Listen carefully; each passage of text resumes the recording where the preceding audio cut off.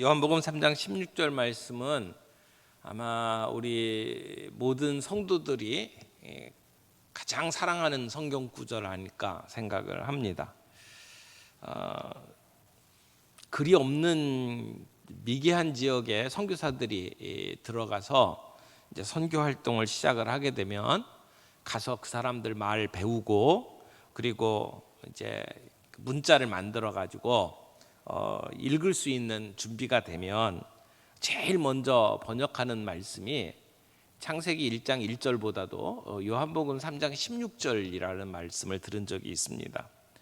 그래서 그 번역한 말씀을 사람들에게 가르치고 외우도록 그렇게 한다고 이야기를 들었습니다.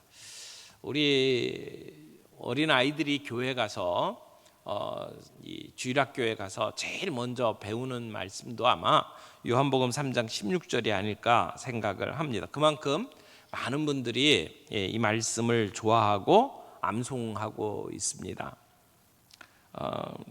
미국의 데이빗 파머라고 하는 목사님은 이 설교 강단에서 가장 많이 인용되는 성경 본문이 요한복음 3장 16절이다라고 이야기를 하기도 했고, 마틴 루터 같은 경우에는 이 요한복음 3장 16절을 축소된 복음이라고 표현을 하기도 했어요.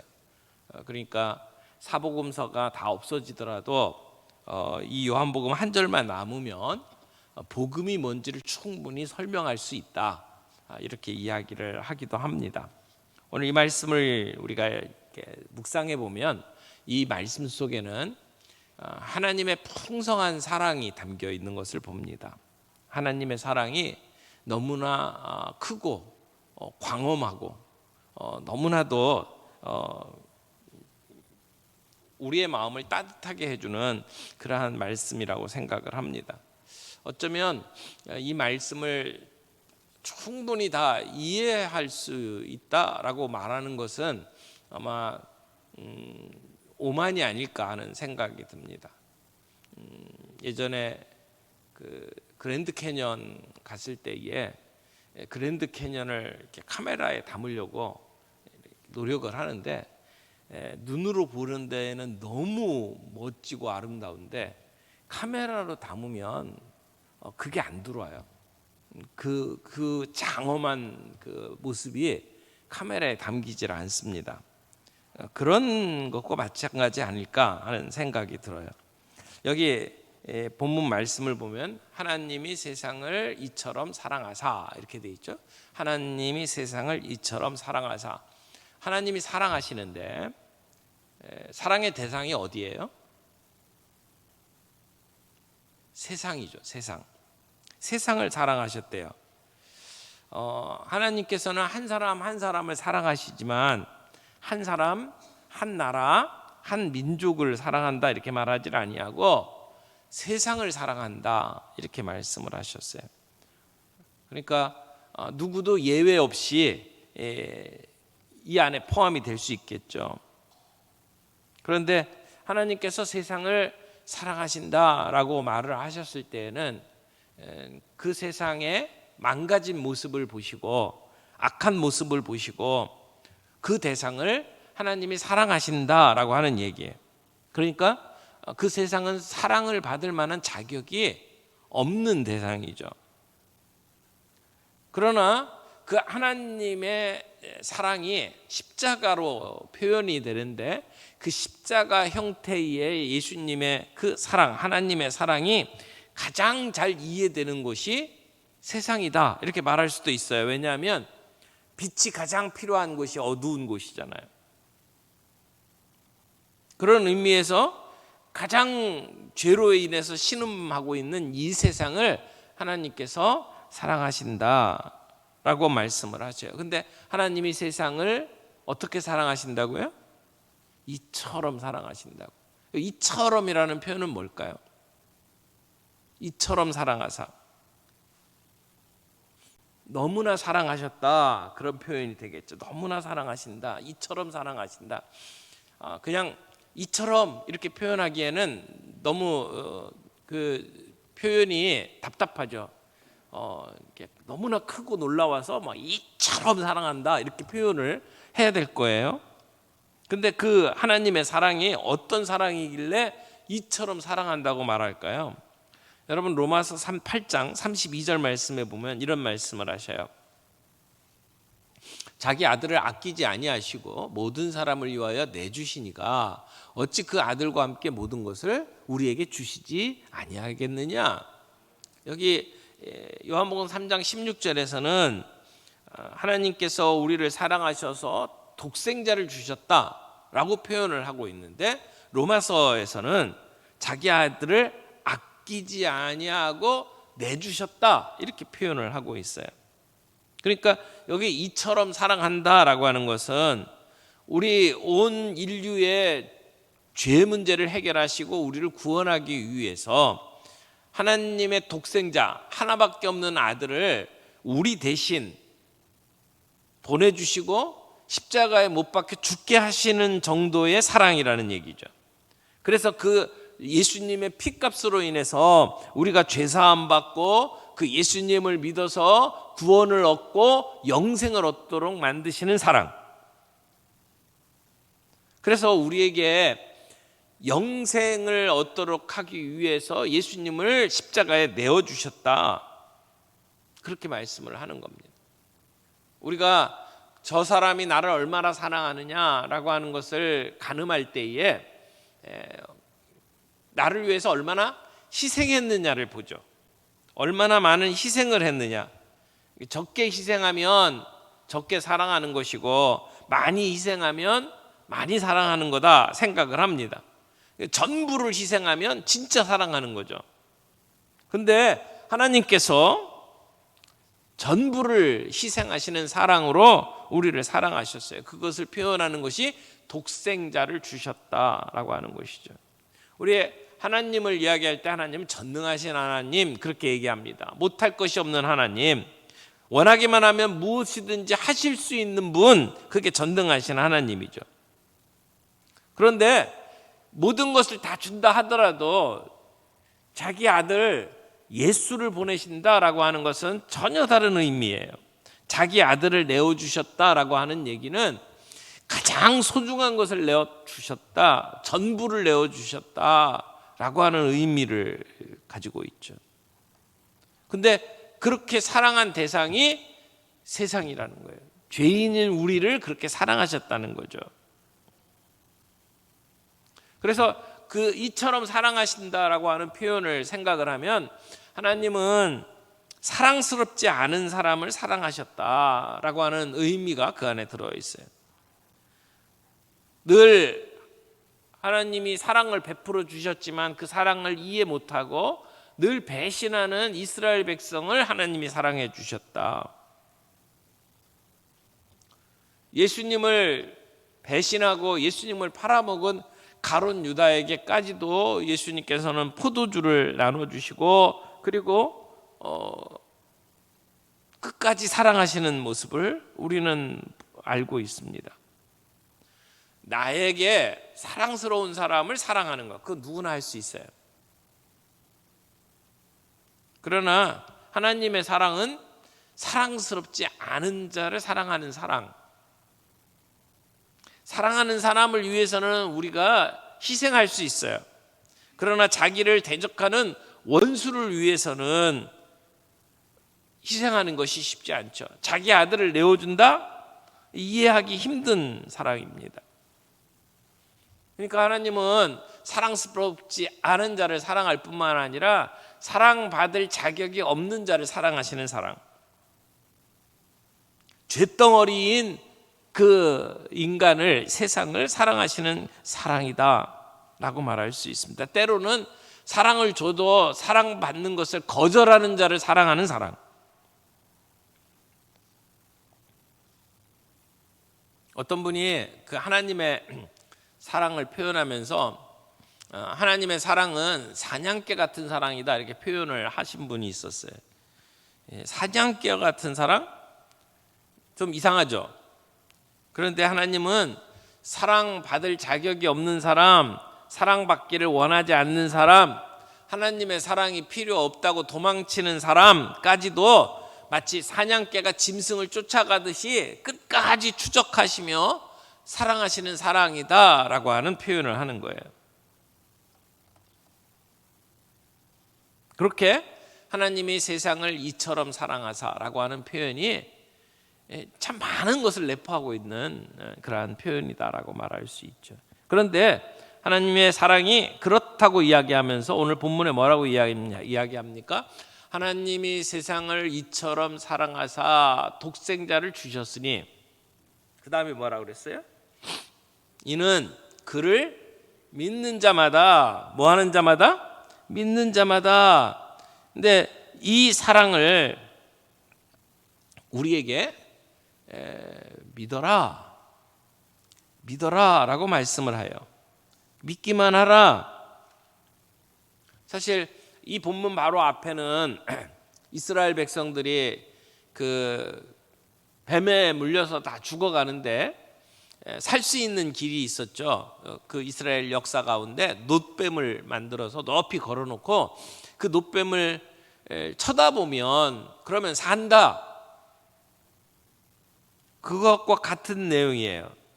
놋뱀을 바라보기만 하면 하나님 앞에서 범죄한 이스라엘 백성이 치유받고 살 수 있다라고 이야기하는 것과 같다는 거죠.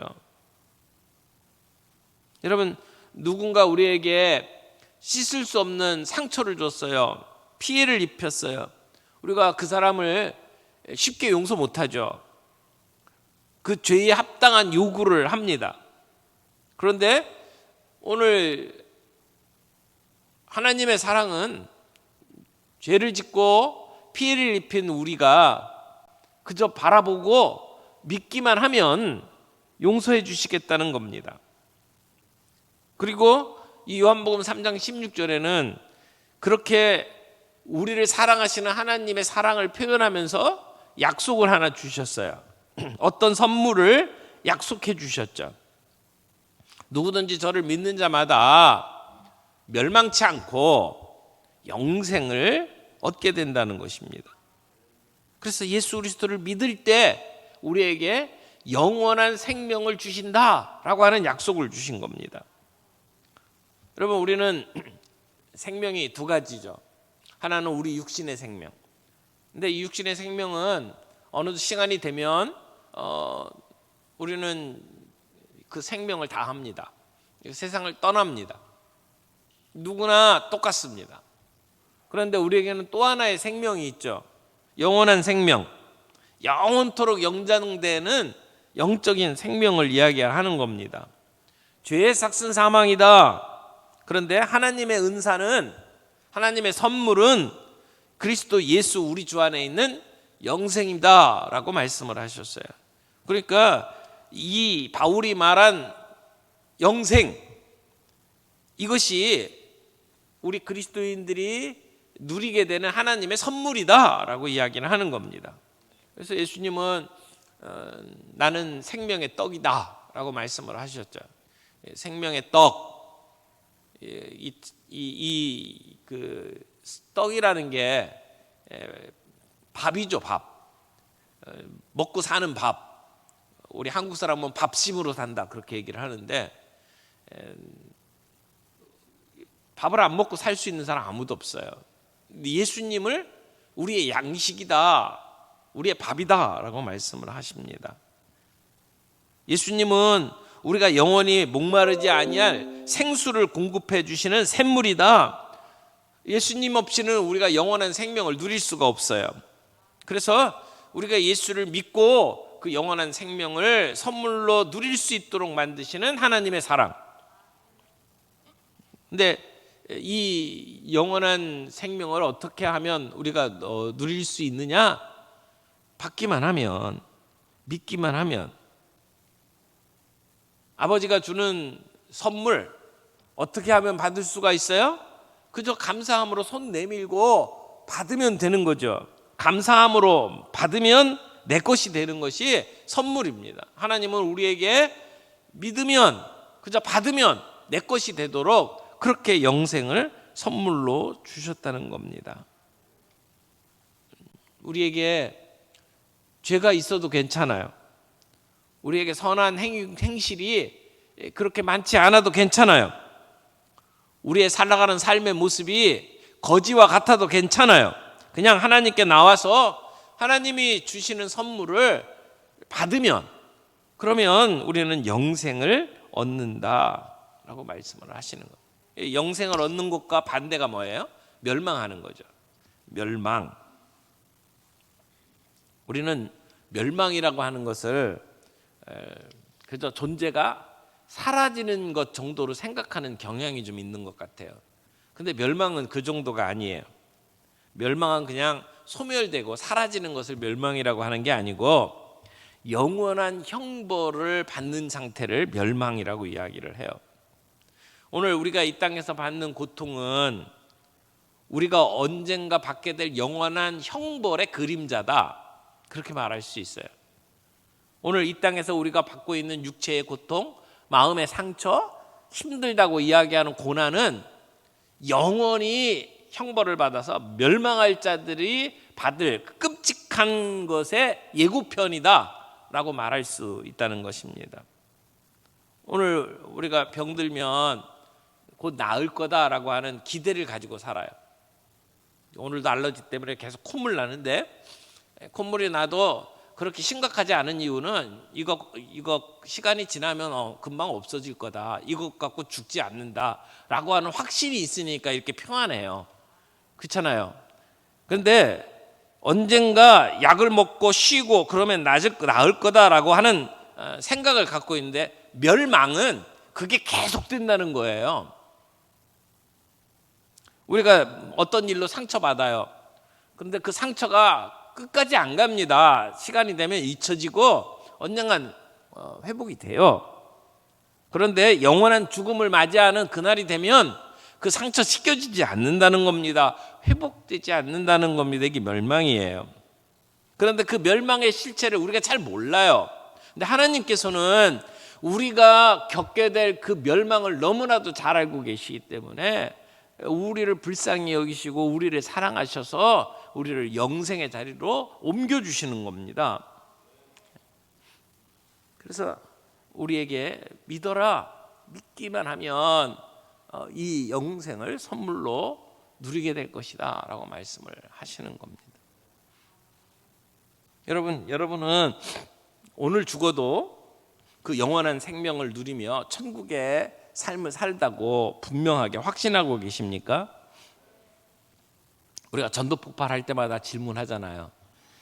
내가 너를 천국으로 보낸다고 한다면 너를 천국으로 보내야 될 이유가 뭔지 아느냐라고 묻는다면 우리가 뭐라고 대답을 합니까? 내가 착한 일 많이 해서, 내가 그래도 이렇게 새벽 기도에마다 나와가지고 기도해서 이런 것 가지고 천국에 들어갈 수 없다라고 하는 거 우리가 너무나도 잘 알고 있잖아요. 정말 단순한 것, 그 예수 그리스도를 나의 주 나의 하나님으로 믿고 고백하는 것, 그 믿음 하나면 충분하다라고 하는 건 우리가 압니다. 믿어야 돼요. 근데 잘 믿지 못하는 게 우리의 모습이죠. 의심 많은 도마, 여러분 잘 아실 거예요. 도마는 굉장히 합리적인 사람이었던 것 같아요. 이렇게 따져서 증거가 있어야 믿는 사람. 그렇지 않으면 믿을 수가 없는 현대인의 아주 대표적인 모습이 도마가 아닐까 생각을 합니다. 그런 도마가 예수님의 제자로 선택이 되어서 예수님과 함께 지냈다라고 하는 것이 참 놀라운 일이에요. 예수님이 기적을 행하는 일들을 도마가 직접 봤잖아요. 뭐 물고기 2마리, 떡 5덩이로 5,000명을 먹이는 사건을 옆에서 이렇게 도우면서 섬기면서 다 봤어요. 병자들을 고치시는 것, 그리고 귀신 들린 사람 쫓아내시는 것, 그리고 폭풍우를 잠잠케 하는 그런 놀라운 기적들을 다 눈으로 지켜본 사람입니다. 그래서 그 모든 것들을 보면서 도마는 예수님이 메시아다라고 하는 걸 믿게 되었어요. 그래서 예수님을 향하여 나의 주, 나의 하나님이라고 고백을 한 사람이에요. 그런데 그가 가지고 있었던 믿음이 한순간에 무너져 버렸어요. 왜요? 예수님이 십자가에 못 박혀 돌아가셨단 말이에요. 체포되어 가지고 매 맞고, 그리고는 십자가에 못 박혀 돌아가시는데 그 시간이 길지 않았어요. 어떻게 보면 한순간에 갑자기 허망하게 돌아가신 거예요. 전 정말 메시아라고 믿었는데, 그분 하는 모든 일들을 보고 분명히 메시아라고 믿었는데 예수님이 돌아가시는 장면은 너무 허무한 거예요.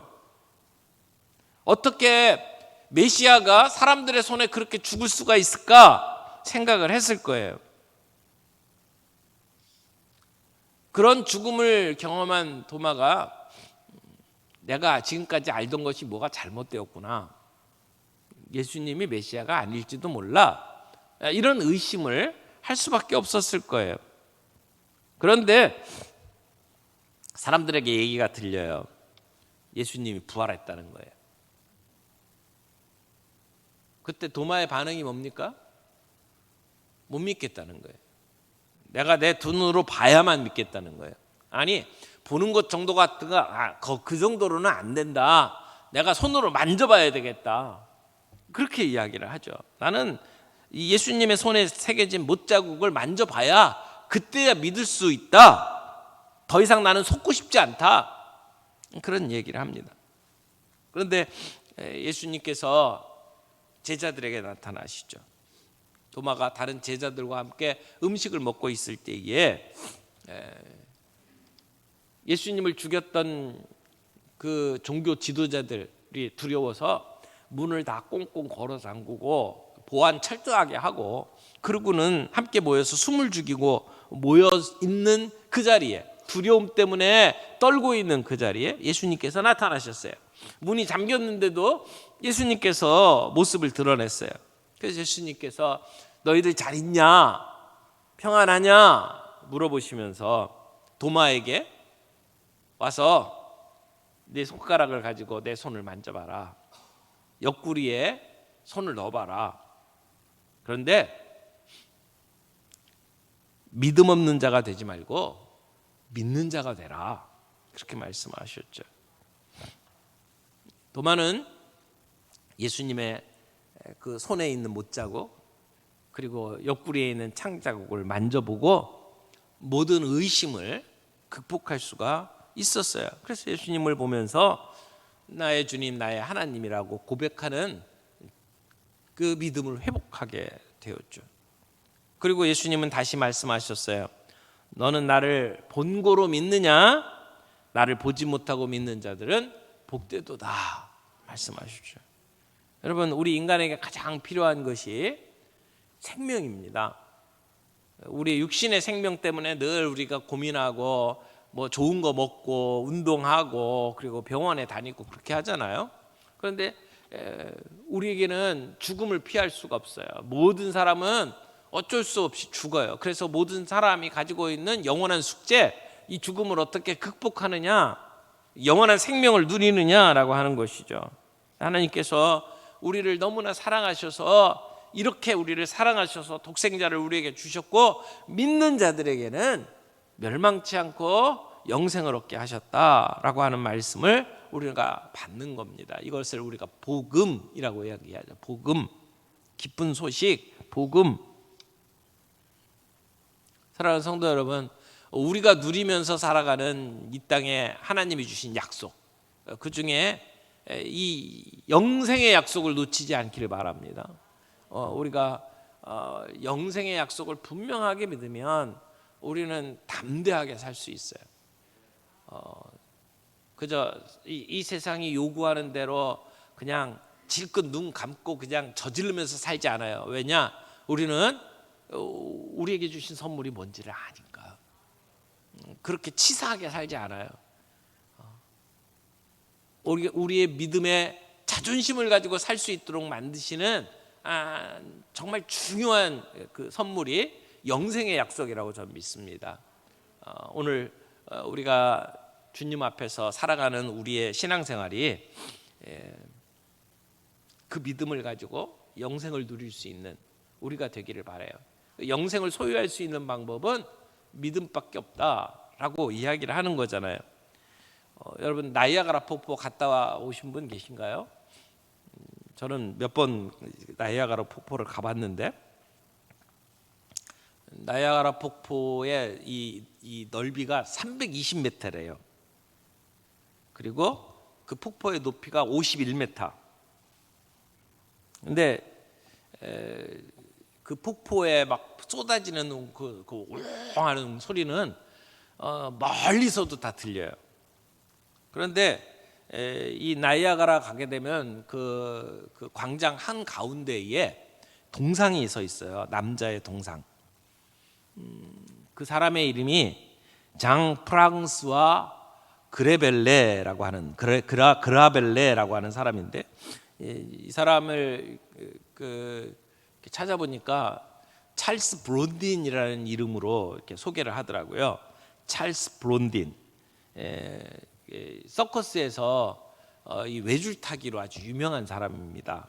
그런데 이 사람이 31살에 미국으로 들어와서 건너와서 이 나이아가라 폭포에 외줄을 걸고 그리고 횡단하겠다고 공포를 했습니다. 그래서 실제로 그걸 이제 진행을 했죠. 그게 1859년이에요. 1859년 6월 30일 블론딘이 외줄을 나이아가라 폭포 양쪽에다가 걸고 횡단을 한 겁니다. 이 땅에서 48m 높이의 외줄을 걸었어요. 그리고는 이게 늘 그 외줄 타는 사람들 이렇게 긴 장대를 갖고 타잖아요. 18kg 정도 되는 장대를 딱 들고 위에 올라가서 그래서 폭포를 건넜습니다. 이게 폭포를 건너니까 막 사람들이 뭐 우레 같은 박수를 쳤어요. 그래서 이 사람들에게 보답이라도 하는 것처럼 이 블론딘이 안대를 걸고 그리고는 또 걸어가고 그리고 자전거를 타고 또 건너가고 뭐 이렇게 자유자재로 나이아가라 폭포를 왔다 갔다 하는 거예요. 그런데 그 모든 공연을 끝날 때쯤 블론딘이 관중석을 향해서 이렇게 외쳤답니다. 여러분, 내가 사람을 등에 업고 이 폭포를 건널 수 있다고 여러분은 믿으십니까? 그랬더니 사람들이 예, 믿습니다 그랬대요. 그래서 블론딘이 하는 말이 그러면 나와 함께 내 등에 업혀서 이 나이아가라 폭포를 건널 사람 하고 손 들어보라니까 아무도 손을 안 드는 거예요. 가만히 있는 거예요. 믿는다고 얘기는 했지만 거기다 목숨 걸고 싶은 건 아니죠. 그러니까 블론딘이 그 관중들 중에 한 사람을 지목을 하면서 당신은 날 믿습니까? 라고 물어봤대요. 그랬더니 이 사람이 예, 믿습니다. 그리고는 앞에 나와서 블론딘의 등에 업혔어요. 그리고는 그 폭포를 건너갔대요. 나중에 알고 보니까 이 블론딘이 그 자기 매니저를 불러낸 거예요. 그러니까 매니저니까 어쩔 수 없이 가서 등에 업힌 거죠. 여러분, 믿는다라고 한다면 업힐 수 있는 걸 얘기하는 거거든요. 맡길 수 있는 거잖아요. 블론딘이 나이아가라 폭포를 그렇게 건너는데 성공을 하고 등에 업힌 사람, 그 사람까지도 관중의 환호를 받았다라고 하는 이야기를 읽은 적이 있습니다. 믿음이 이런 겁니다. 우리가 지적으로 내가 안다라고 동의하는 게 아니고 내가 예수님에 관한 사실을 안다라고 하는 지적인 동의를 하는 것에는 그것만으로는 부족하다. 정말 영원한 생명을 누리려면 그분을 전적으로 신뢰하고 그분에게 등에 업힐 수 있어야 된다는 겁니다. 선뜻 그렇게 등에 업힐 수 있을 만큼의 그러한 신뢰를 가지고 있을 때 우리는 이 영생을 온전히 누리면서 살아갈 수 있다라고 말할 수 있습니다. 오늘